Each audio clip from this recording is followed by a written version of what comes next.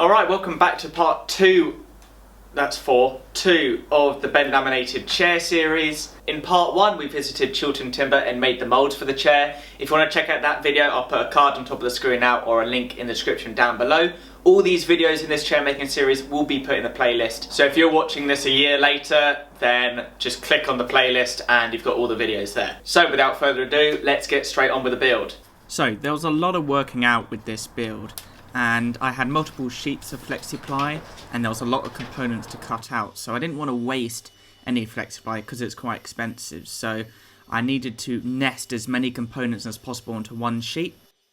These sheets were quite large and obviously very bendy, so it's difficult to control with one person, so I asked my dad to help. Now when you ask for help in the workshop, especially if you're using dangerous machinery, you should explain to your helper, if they're not a woodworker, you know, the machine and how it's used, because a non-woodworker won't understand, you know, binding or, you know, where to add the pressure or push the piece, and you definitely don't want any kickback caused by your helper pushing the piece past the blade, if that makes sense. So that's a bit of advice to any of you that get help in the future. Make sure your helper knows exactly what you want them to do.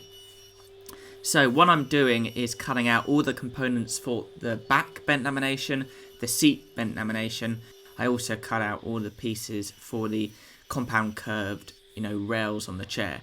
It will save time later on if you have all the pieces cut out. So now I'm at Ryco Wood and I've got some constructional veneer. This is Walnut constructional veneer. I will be making 2 chairs. The second chair is going to have a slightly different design, but this one I'm going to use Walnut constructional veneer and the second chair will be Maple constructional veneer. If you're not familiar with constructional veneer, that is basically thicker veneer. Standard veneer is around 0.6 millimeters and constructional veneer is around 1.5 millimeters. That's the measurement I'm using. You can get constructional veneer in around 3 millimeters thick. It's basically furniture grade veneer for bent laminating or veneering panels. It's stronger, it obviously wears less, so if you were to sit on a chair a lot, if it was just veneered with standard veneer, over time you might wear through that, but with constructional veneer it's thicker, so you definitely won't wear through it. Now I decided to go for Cascamite for the seat back and the seat bottom, and that's because I wanted minimal spring back. I wanted it to be rigid and as strong as possible, and it did turn out that way. There was no spring back.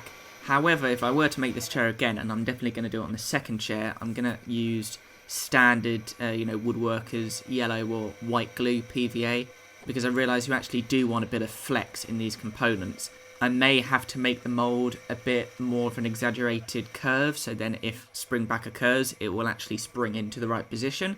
But for this design, because the back is just a single bent lamination, you do actually want the back to flex a bit. But because I use Cascamite, there isn't a lot of flex, and if you were to push the back too far, it would actually crack rather than flex, and I'd prefer it to flex, obviously, rather than crack. So the best glue to use is PVA. Obviously, you got to work with the open time of the glue, and you might need to do it in stages. But yeah, Cascamite didn't work perfectly for this. It turned out good in the end, but next time I'll definitely use, standard woodworkers glue. So that's come out the form, and I'm doing some shaping now. I trued up the end on the table saw. I roughly cut it out in the bandsaw, and then it was just a lot of hand shaping with block planes, a jack plane. I used a spoke shave for the bottom, which is curved. The back of the chair is straight at the top, a bit like the classic Macintosh chair, and then it kind of flares down at the bottom. You might be wondering how my hand tools held up, planing the basically plywood. They actually held up pretty well. It didn't dull the blades at all, and if they did, I just resharpen it. It's not that big of an issue planing plywood. And once that was all done, it was time to move on to the seat. Now, I didn't show it on camera, but as the seat was quite wide, I had to shoot some of the constructional veneer and join it together with some veneer tape, so then it covered the whole span of the seat. And it was the same process. I used Cascamite. Now, when doing large bent laminations like this, it is, in my opinion, probably an essential tool to have a glue roller. There are 2 main brands for high quality glue spreaders. The first one is Pizzy, and the second one, I don't know how to pronounce the name, but I'll put it on the screen now. And they're pretty expensive, but well worth the investment. I don't think there's a better way of spreading glue out with a large bent lamination. You've got a hopper on top to hold the glue, and it spreads the perfect layer of glue on the bottom.